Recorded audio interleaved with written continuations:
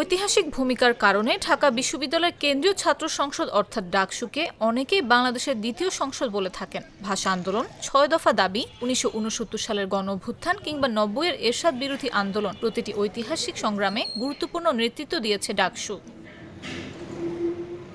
ডাকসুর ইতিহাস ৭ দশকের বেশি সময়। নিয়ম অনুযায়ী এ সময় অন্তত ৭০ বার ডাকসু নির্বাচন হওয়ার কথা, কিন্তু তা হয়নি। এবারে নির্বাচনটি হতে যাচ্ছে প্রায় ৬ বছর পর। ৬ বছর আগে যে নির্বাচনটি হয়েছিল সেটি আবার হয়েছিল প্রায় ৩ দশক পর।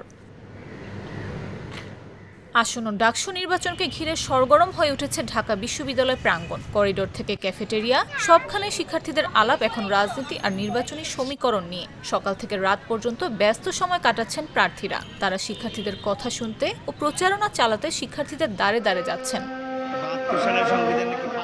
দেশের নতুন রাজনৈতিক প্রেক্ষাপটে ডাকসু নির্বাচনকে ঘিরে নতুন প্রত্যাশার স্বপ্ন বুনছে শিক্ষার্থীরা। হল কেন্দ্রিক রাজনীতি নিয়েও দেখা গিয়েছে ভিন্ন মত। এ বিষয়ে রাজনৈতিক সংগঠনগুলোর অবস্থানও ভিন্ন। সত্য কথা বললে এই যে রাজনীতি হলে চাই না, ইয়াতে চাই না, এরকম বিভিন্ন জায়গায় চাই না, এরকম কথা শুনলে আসলে আমার ওই যে মানে সাহারা খাতুনের কথা মনে হয়ে যায় যে বেডরুমে পাহারা দেওয়া তো রাষ্ট্রের কাজ না। তো আপনি জানবেন যে হল আমাদের প্রশাসনিক কেন্দ্র ঢাকা বিশ্ববিদ্যালয়ের, এবং একাডেমিক যে বিল্ডিং সেখানে সেটা হলো আমাদের একাডেমিক কেন্দ্র।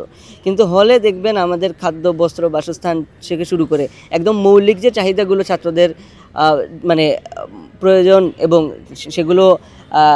সেগুলোর জন্য যে ছাত্রদের যে অধিকার থেকে তারা বঞ্চিত হয় সেগুলোর জন্য কথা বলা প্রয়োজন। তো সেই কেন্দ্রিক যদি আমরা হল কেন্দ্রিক কাজ করতে না পারি, সেই অধিকারগুলোর জন্য আমরা কি করে কথা বলবো?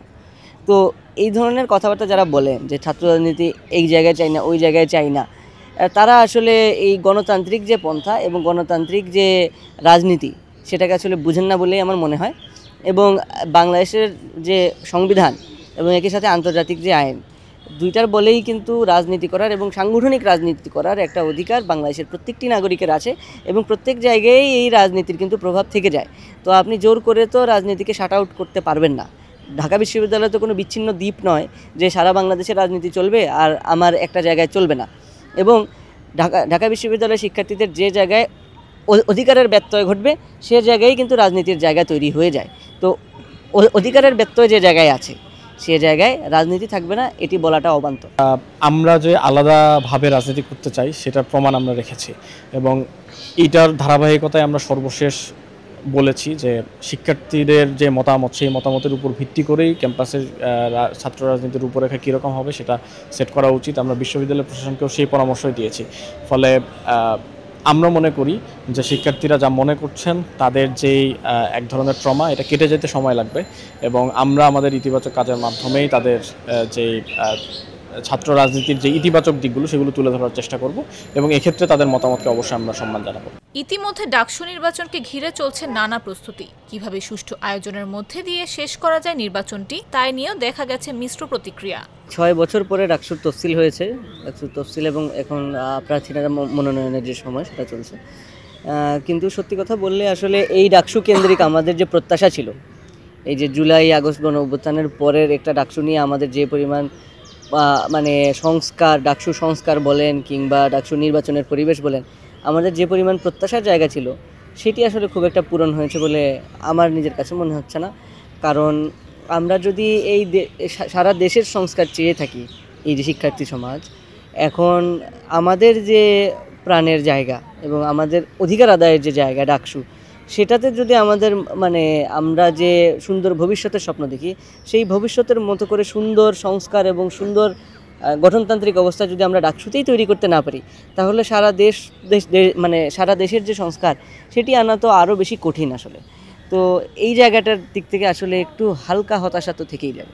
দীর্ঘদিন যাবৎ আমরা দেখেছি যেহেতু গণতান্ত্রিক চর্চা বাংলাদেশে ছিল না, ফলে ডাকসু নির্বাচনও ছিল না বা হতে দেওয়া হয়নি।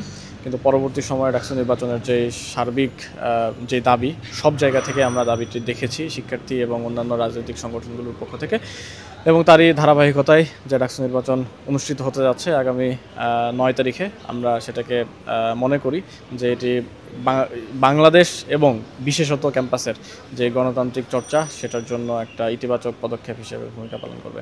কিন্তু বর্তমানে আমরা যে পরিস্থিতি দেখতে পাচ্ছি তাতে আমরা উৎকণ্ঠিত। আমাদের তরফ থেকে বারবার করে বলা হয়েছিল ডাকসুর গঠনতন্ত্র সংশোধন করতে, তারা তা করেননি।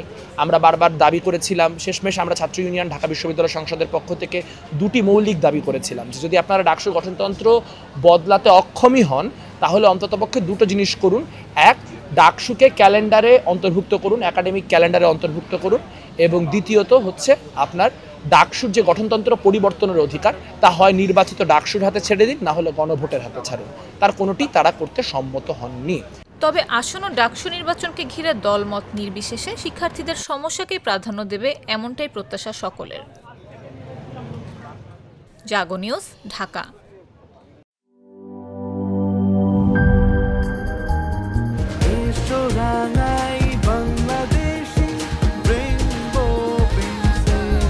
রেইনবো পেইন্টস, ছড়াও জীবনের রং।